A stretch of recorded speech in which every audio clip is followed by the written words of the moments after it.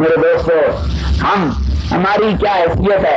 ہم کیا جان سکتے ہیں میرے حسین کا مقام کیا ہے، میرے امام کا مقام کیا ہے؟ میرا امام کیا سوچ کے نکلا ہوگا؟ دنیا حج کو جا رہی تھی، ساری دنیا مینا کو جا رہی تھی، ساری دنیا عرفات کے رخ کر رہی تھی، نبی کا نواسہ مکے سے کربلا کی طرف نکل کر آیا۔ یہی حج کے دن دیکھیں، دن حج کے بعد محرم آتی ہے۔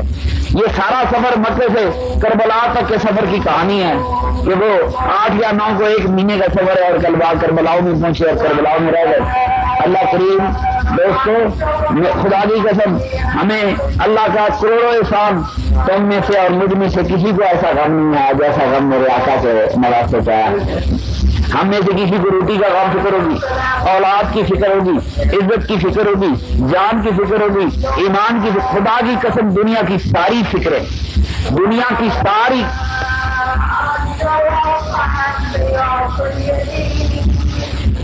دنیا میں جتنے انسانوں کو ابھی جتنے بیٹھے ہیں نا، یہ جو ہزارہ اور کروڑا اور لا لو، سارے انسانوں کو ملا کر جتنی غم اور فکریں ہو سکتی ہیں، وہ ساری فکریں تنہا حسین لیے کھڑا تھا۔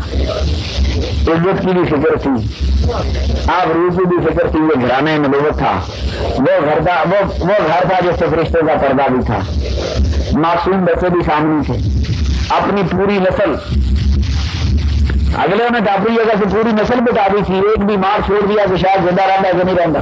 دیکھو مقدر کی کہانی ہے، ثابت ہی بیمار تھی، یہ نسل کہاں تک آئی۔ پر میرے دوستو، میرا صرف کہنے کا مقصد یہ، ہم صرف یاد کر سکتے ہیں، ہم 2 آنسو بہا سکتے ہیں۔